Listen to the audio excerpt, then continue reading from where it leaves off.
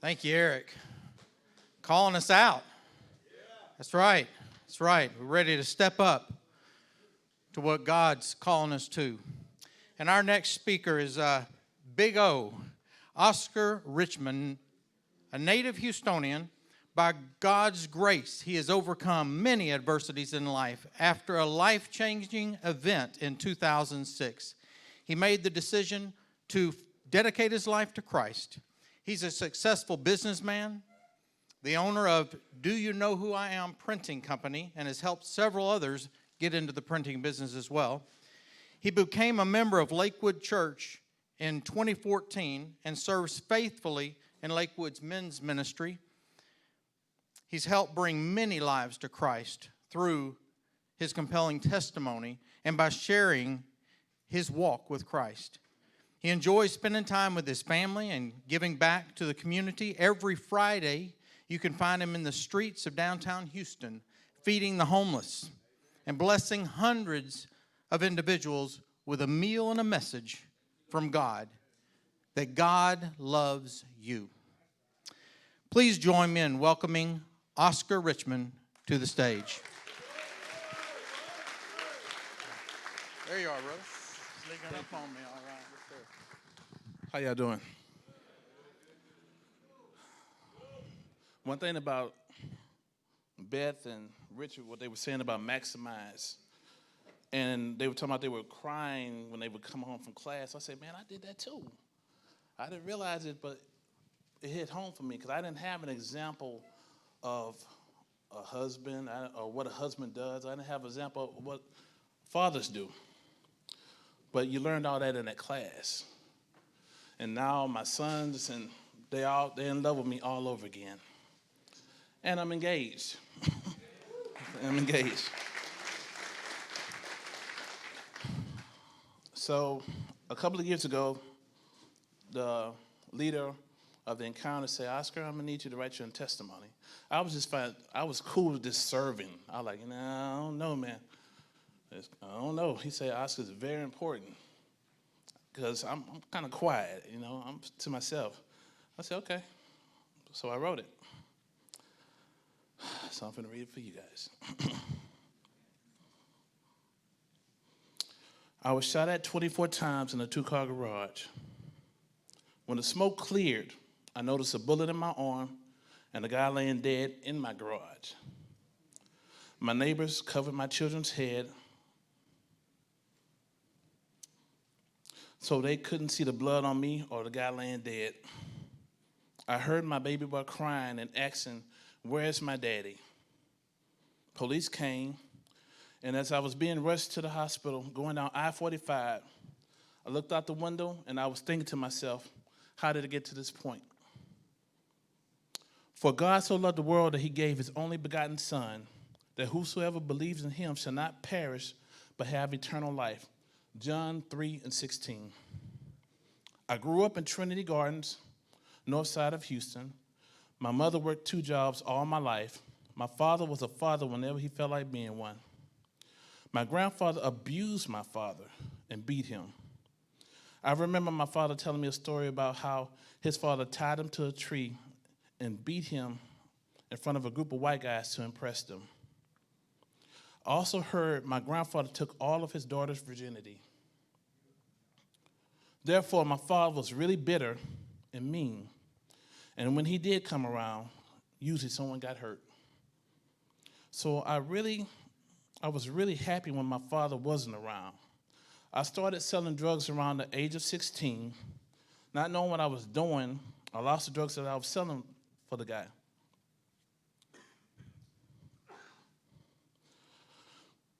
Afraid of the guy and what would have happened, I went to my father and I talked to him. I told him what I had been doing. He stood at the door for about 15 to 20 minutes watching me, and then he just closed the door in my face. He said, you deal with it yourself. I later had to face the guy I owed the drugs to on my own, prepared to do whatever I had to do. Sadly, someone shot him before we ever met. My mother's father was a bishop and always had a way of talking to me. He was always encouraging, speaking life no matter what I did. Only thing he would say, you will do better, grandson Oscar. And you're going to be great. By this time, the drugs and the money started getting out of hand and out of control. All my friends were going to jail, being murdered, and I got into another altercation. I got into another altercation, and I ended up staying with my grandfather to hide out for a while.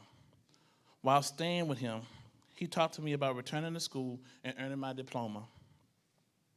Trust in the Lord with all your heart and lean not to your own understanding. In all your ways, submit to him, and he will make your path straight. Proverbs 3, 5, and 6. As a young boy growing up on Jensen, I was exposed to the prostitution, and I idolized the pimps. There was a local pimp that I constantly ran errands for, and he was how I was exposed to the pimp and prostitution lifestyle. I witnessed multiple prostitutes being murdered and overdosing, but due to my surprise, this didn't discourage me from wanting to be a pimp myself. As I got older, I accomplished that goal by encouraging over 21 women to work for me in different arenas to strip and prostitute themselves out. By this time, my drug sales had skyrocketed. Along the way, I sold many types of drugs, but I made my fortune in selling pills, averaging 70,000 pills a week. I was an all-around pharmacist. I also sold stolen merchandise by the truckloads from the connections that I made at that time. Life for me was good, or at least I thought it was good. By this time, I had 2 sons and acquired 2 homes.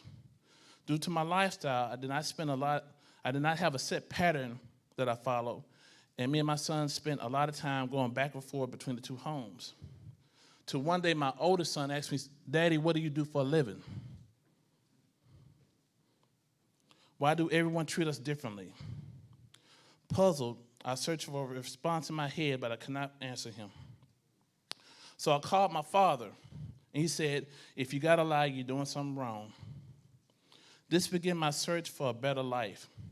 I heard about generational curses and heard rumors about my father and grandfather, but I was not going to allow that to happen to my children. So I decided to join a local church. Now, what was confusing me about joining that church, I knew all the deacons at the church for me having the strippers. Yes? Yeah. And I said to myself, how can I follow these men as leaders of that church when I witnessed them committing sinful acts with multiple women? But I kept attending and learning this new lifestyle called Christian. One of the assistant pastors' name was Pastor Reed. He really helped and impacted me through this time. I would constantly go to his office and ask questions. I remember asking him, "Pastor, is selling stolen merchandise wrong if I didn't sell it myself?" He laughed sometimes saying, "Oh my God, yes it is." He would then find scriptures to support everything he said and that we talked about. Confident that I was ready to step out and live a clean life, I had a meeting with the strippers, letting them know that I would be shutting everything down. If my people who are called by my name will humble themselves and pray and seek my face and turn from their wicked ways, then I will hear from heaven and I will forgive their sins and I will heal their lands. 2 Chronicles 7 and 14. Next came the drugs. I had developed a large customer base and friendships who depended on me to support their drug operations. One of them was responsible for smuggling drugs in prisons, and that's all he did. We were really close, and no one could get the volume that he needed to support his operations, so I knew that by me shutting down everything, it's going to affect our friendship. But I was sold out to God. At least I thought I was. What I did not know was that it was all a process to my mind being reformed and how hard it would be to change it. So I prayed to God. I told him that I would leave everything alone if he would give me a way to feed my family. So I started working at the post office, but I had issues with authority. Then one day, 3 different people who did not know each other told me the same thing about me opening up a t-shirt shop. So I ran with it, bought some equipment, and opened up Do You Know Who I Am Printing Company. Things were going good at first until the economy hit. People were losing their homes left and right, and businesses were closing. I was not familiar with this, so I just continued to keep spending, even though I was advised by my friend Chris Parr not to. Then I realized business had started getting slow, and it slowed down to 1 order a month. I had to make a decision. Was I going to keep my promise I made to God, or was I going to go back into selling drugs? I decided to trust God. And within 1 year, I lost everything I had and found myself homeless and embarrassed. I was constantly being asked by everyone what happened. By this time, I was speechless, being reassured by the pastor that it was all part of the process. At nighttime, I would cry myself to sleep, asking God, where is he? So I moved my shop to a subcontracted warehouse, and I started working at a club as a bouncer. Chris Park called me one day and asked me, have I been going to church? He invited me to Lakewood. He said that there was a guy named John Gray who was really funny that he wanted me to hear. I started going to Lakewood and fell in love with the people and the church. Pastor Joe taught me about compassion, love, and forgiveness. Day after day, I listened to the word and started practicing my faith. Before you know it, the calls start coming in for orders.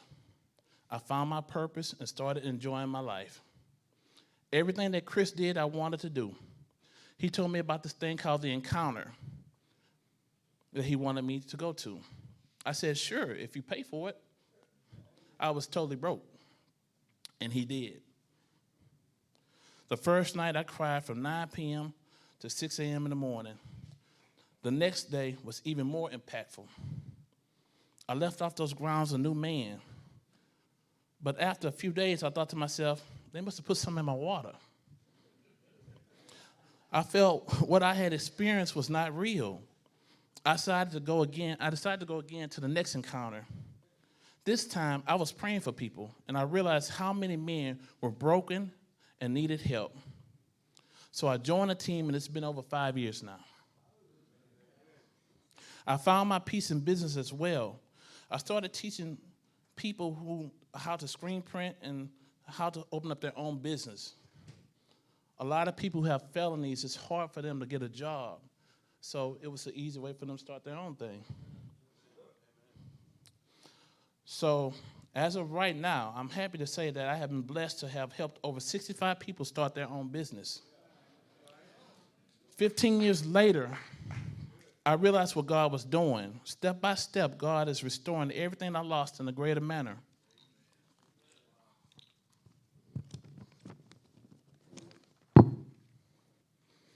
Do not be conformed by this world, but be transformed by the renewal of your mind, that by testing you may discern what is the will of God, what is good and acceptable and perfect. Romans 12:2. Thank you.